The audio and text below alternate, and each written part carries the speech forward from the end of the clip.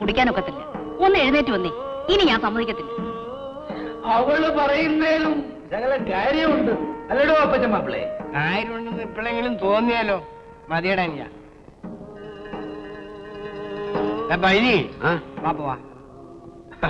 അച്ചായം പറയുന്ന കേട്ടാ തോന്നുമല്ല ഇവിടെ ഇരിക്കാൻ കാരണം ഞാനാണെന്ന്.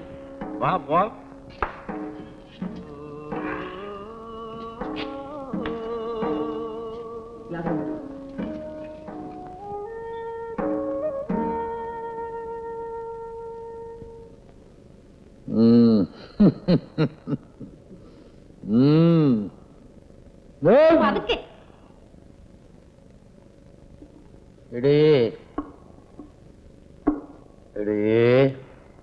എന്റെ ഭാര്യ എവിടെ? കമലാക്ഷി മര്യാദയ്ക്ക് പോയി കിടന്നുറങ്ങുന്നുണ്ടോ?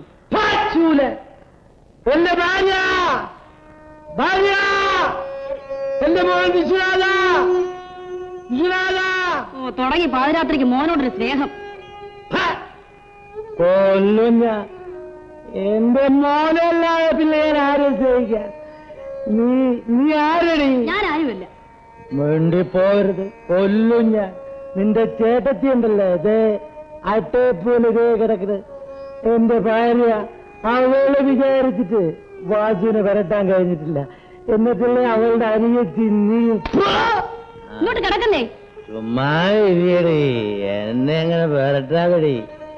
ഞാനൊരു ചാവിട്ട് വെച്ച് തരും.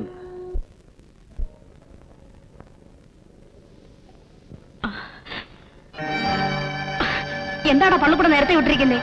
ഇന്നും ഹെഡ് മാസ്റ്റർ ചത്തോ? എനിക്കറിയില്ല. ഞാൻ വരാം.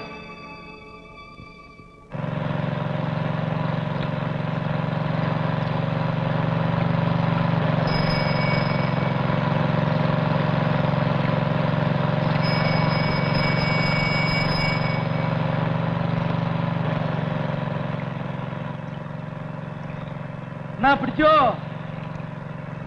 ഇനി നീ പിടിക്കോ.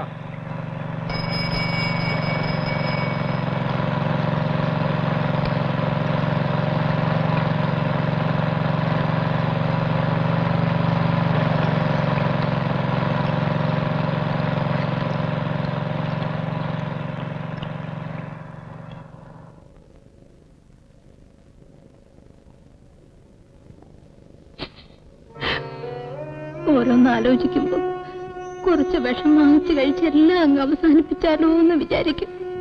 വാസുവിനാണെങ്കിൽ ബോധമില്ല, നിന്റെ അനിയത്തിപ്പണിനാണെങ്കിൽ മുന്നും പിന്നുമില്ല. നിന്റെ പാടെ എനിക്കറിയാം കമലാക്ഷി. തലയിൽ എഴുതിയത് അനുഭവിക്കാതെ നിൽക്കൂ. നീ അങ്ങനെ സമാധാനിക്കും, അല്ലാതെ ഇപ്പൊ എന്ത് ചെയ്യാൻ പറ്റും? എന്നാലും ഇങ്ങനൊരു തലയിലെടുത്ത് ഒരു പെണ്ണിനും ഉണ്ടാകാതിരിക്കട്ടെ. താലി കെട്ടി അന്ന് തുടങ്ങിയതാ ഈ കണ്ണീർ.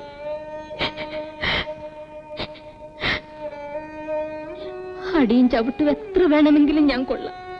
സ്വന്തം അനിയത്തിയും ഭർത്താവും ഇങ്ങനെ തുടങ്ങിയാല് ഞാനതെങ്ങനെ സഹിക്കു വച്ചായ? എത്ര നാളിത് കണ്ടുകൊണ്ടിരിക്കും?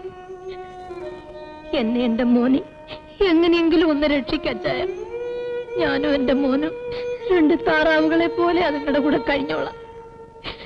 കരയാതെ എല്ലാത്തിനും ഒരു വഴി കാണും. എന്നായാലും വാസുവിനൊരു നല്ല ബുദ്ധി വരാതിരിക്കയില്ല. അതുവരെ നീ സമാധാനമായിരിക്കും.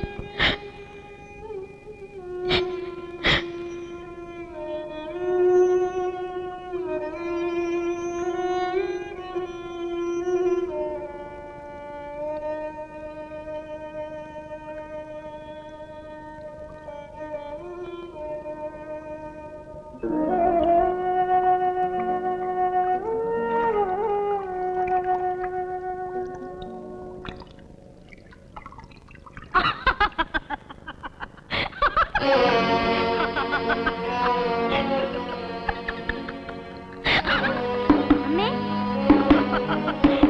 അമ്മേ അമ്മേ അമ്മേ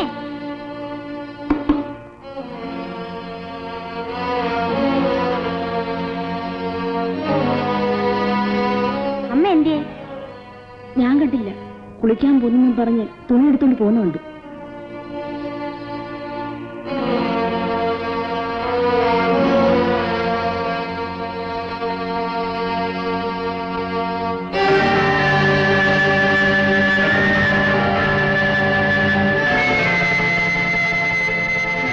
ഓരോരുത്തർ തേങ്ങ ചോദിച്ചുകൊണ്ട് നേരെ അടുക്കള വന്ന് കയറിക്കോളും. നിന്റെ അച്ഛനാ ഇങ്ങനെയുള്ളവരെയൊക്കെ വിളിച്ചു കയറ്റുന്നത്. ഇന്ന് അങ്ങനെ വരട്ടെ.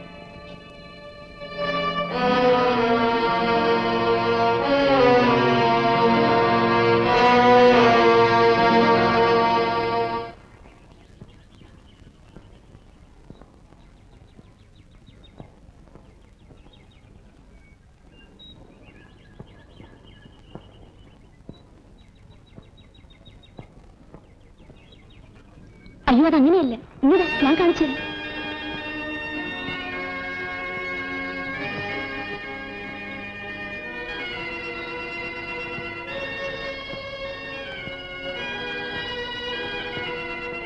എന്നാലും ആ താറാവുകാരൻ മാപ്പിളയുടെ ഒരു അഹങ്കാരമേ. വീട് കത്തിക്കാനെന്നും പറഞ്ഞ് നേരെ അടുക്കളയിലോട്ടൊരു വരവ്. വൈകുന്നേരം നിന്റെ അച്ഛൻ കള്ളം കുടിച്ചേച്ച് വരുമ്പം ഇതെങ്ങാനും അറിഞ്ഞാൽ മതി.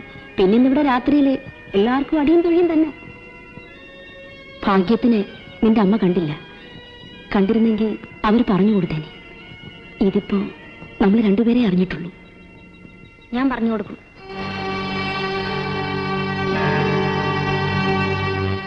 പറയല്ലേ മോനെ, ഇളയമ്മ അച്ഛൻ അടിച്ചു കൊല്ലും.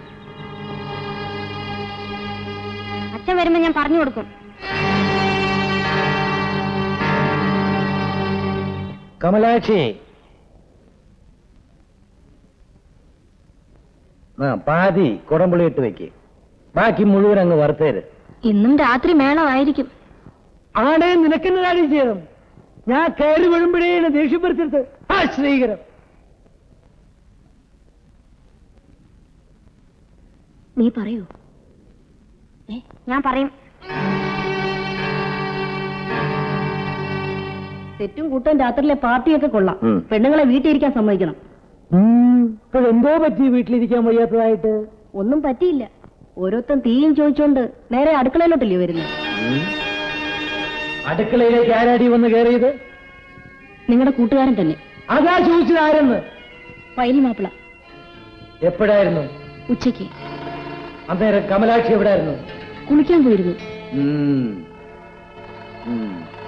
അവൻ വന്നപ്പോ വിശ്വനാഥൻ ഇവിടെ ഉണ്ടായിരുന്നു. അവൻ ബോട്ടി ചോറും തന്നേച്ച് വരുമ്പോഴാ. അവൻ ചോറ് തരാൻ വന്നപ്പോഴായിരുന്നു പൈലി വന്നത്. അതെ. എന്നിട്ട് പൈലി എന്തോ ചെയ്തു?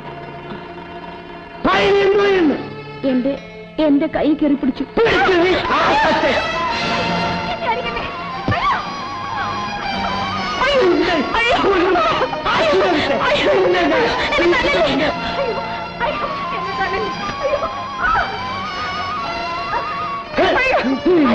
കമലാക്ഷി, എടീ കമലാക്ഷി, പൈലി വന്ന് കയറിയപ്പോ നീ കുളിക്കാൻ പോയതായിരുന്നു ഇല്ലയോ? എവളിവിടെ തനിച്ചേ ഉള്ളെന്ന് അറിഞ്ഞുകൊണ്ടാ നീ കുളിക്കാൻ പോയത് ഇല്ലയോ? സഹായിച്ചു കൊടുത്തതാ? അല്ല. പിന്നെ? ഞാനിവിടെ ഉണ്ടായിട്ടും വലിയ വിശേഷമൊന്നുമില്ലാത്തത് കൊണ്ട്.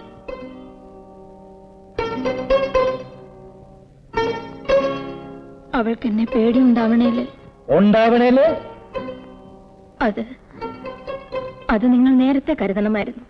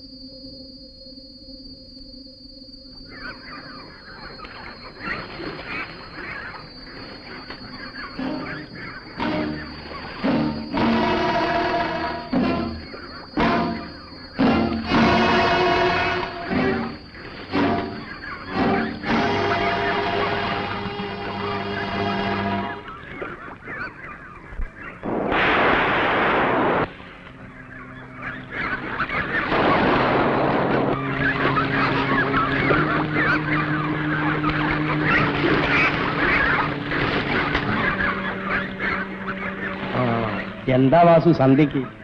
ഞങ്ങൾ രാത്രി ആവുമ്പോ വരാം.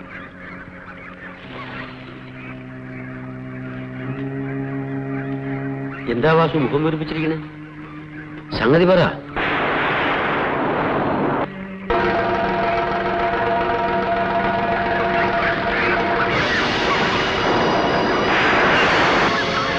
വാസു ഫൈലി വാസു വാസു അയ്യോ